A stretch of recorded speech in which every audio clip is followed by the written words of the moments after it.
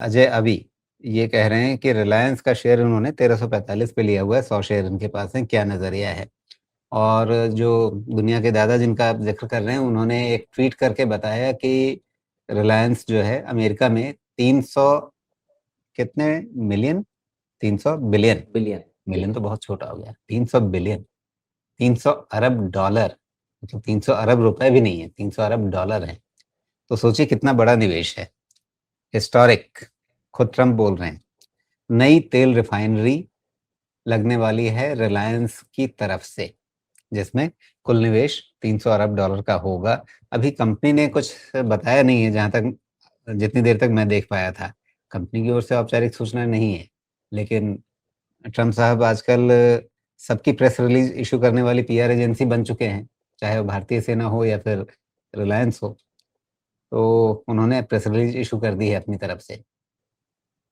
अब रिलायंस का एक विशेष अभी पिछले चंद दिनों के अंदर हमें ये भी देखने को मिला कि चूँकि कच्चे तेल के दाम जब बढ़ते हैं, तो वहाँ पर रिलायंस को एक तरीके से फ़ायदा समझ में आता है, तो रिलायंस के भाव ज़्यादा घटे भी नहीं।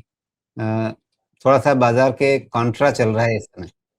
और साथ में ये 300 बिलियन डॉलर की इन्वेस्टमेंट अमेरिका में, इस खबर को भी अगर हम थोड़ा-सा जोड़ें पर्सपेक्टिव में, क्या नज़रिया बनता है रिलायंस के लिए आपका?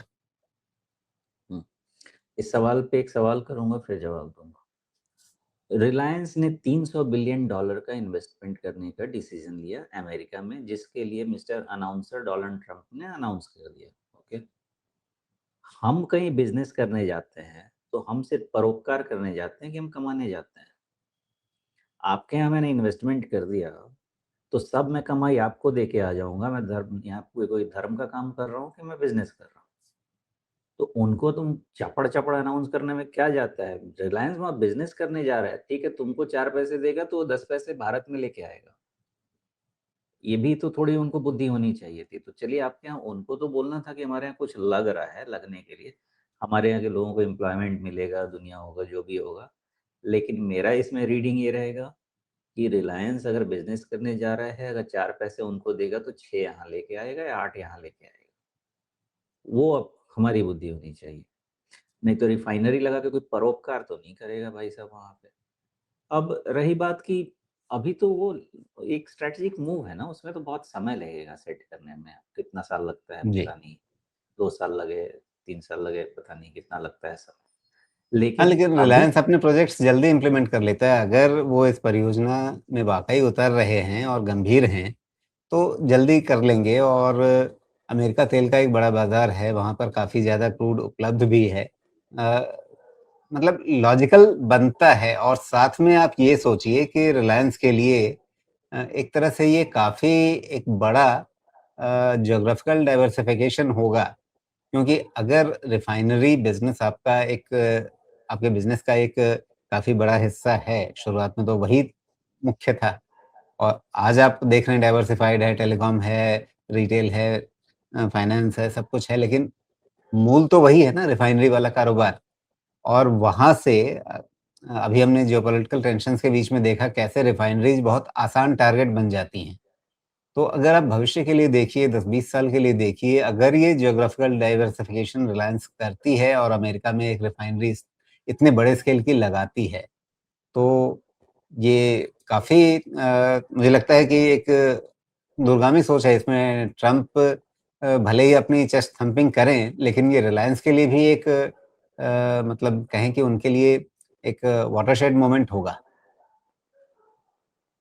होगा ही राजीव जी। देखिए, जिस तरह से बिज़नेस किया जाता है, अब रिफाइनरी का बिज़नेस से ज़्यादा अच्छा है कि अगर इसके कॉन्सेप्ट को समझना है तो लोग सिंपल रियल एस्टेट के बिज़नेस को समझें।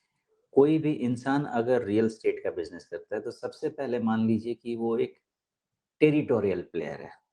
मान लीजिए कि वो कर्नाटका का बिल्डर है। तो एक समय तक वो डेवलपमेंट करेगा, कर्नाटका में ग्रो करेगा, लेकिन वहाँ पे सैचुरेशन आएगा।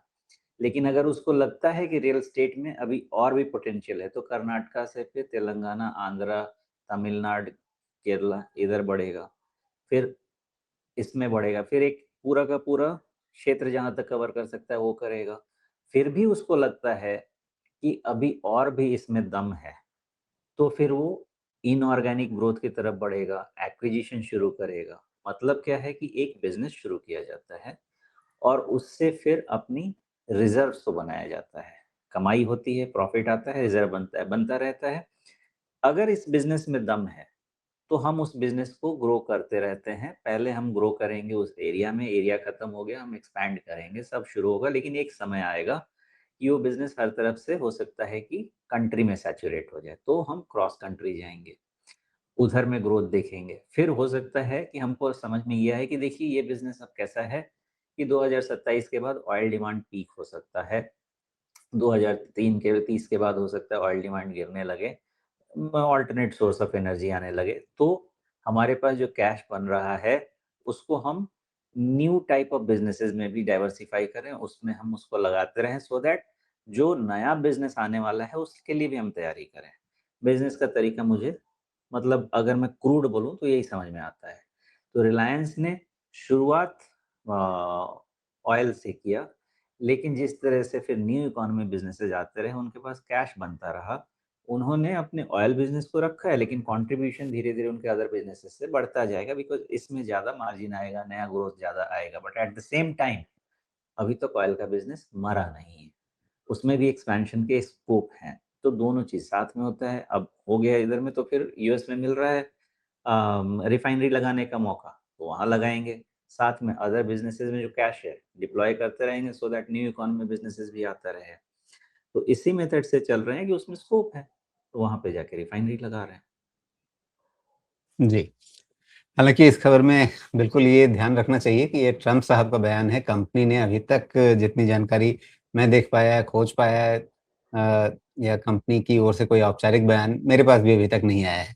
तो अ, मतलब इस संभावना को ध्यान रखना चाहिए कि ट्रम्प साहब के बयान हमेशा सही नहीं होते हैं।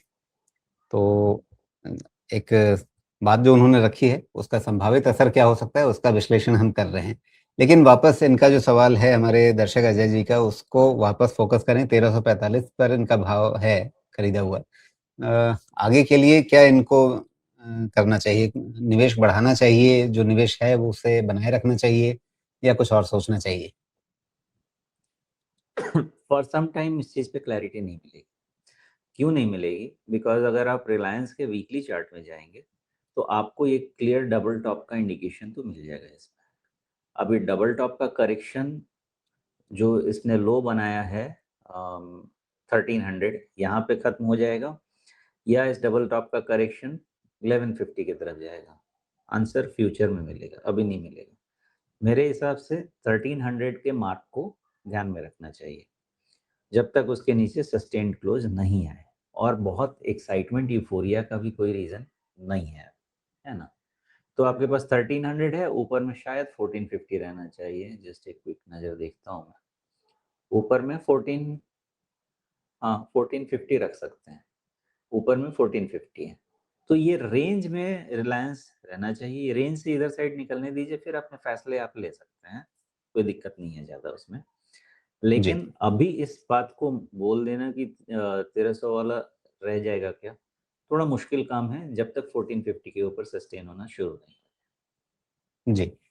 नहीं, रेंज के बाहर निकलने के बाद फैसला लेना वो तो खरीदने-बेचने के मतलब नई नया खरीद ना हो और रेंज के ऊपर जाने लगे तब आप नया खरीदेंगे।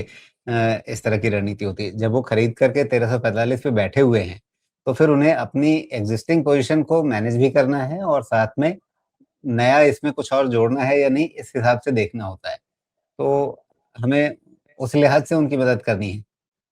देखिए, किताब ये कहती है कि अगर नई पोजीशन है तो 1450 के पहले ज़्यादा उछल-कूद नहीं करना है। लेकिन अगर एक्जिस्टिंग पोजीशन है, तो 1300 के पहले भी ज़्यादा उछल-कूद नहीं करना चाहिए, ये किताब कहती है। क्योंकि रिस्क जी, मैनेजमेंट 1300 पे ही बनता है। बिल्कुल, ठीक है। अब अगला सवाल यहाँ पर देखें संदीप जी ने अभी टिप्पणी की अमेरिका में रिफाइनरी शुरू करेगी, इसका इतना लंबा-चौड़ा विश्लेषण हमने कर लिया है। संदीप जी लगता है मिस हो गया आपसे। कोई बात नहीं आप लाइव खत्म होने के बाद दोबारा रिवाइंड करके सुन लीजिएगा और उसमें ये भी ज़रूर याद रखिएगा कि वो ट्रम्प साहब का बयान है, कंपनी का औपचारिक बयान आना अभी बाकी है, तो उसकी भी प्रतीक्षा करनी चाहिए। ट्रम्प साहब के बयान पे ही बहुत भरोसा नहीं करना चाहिए।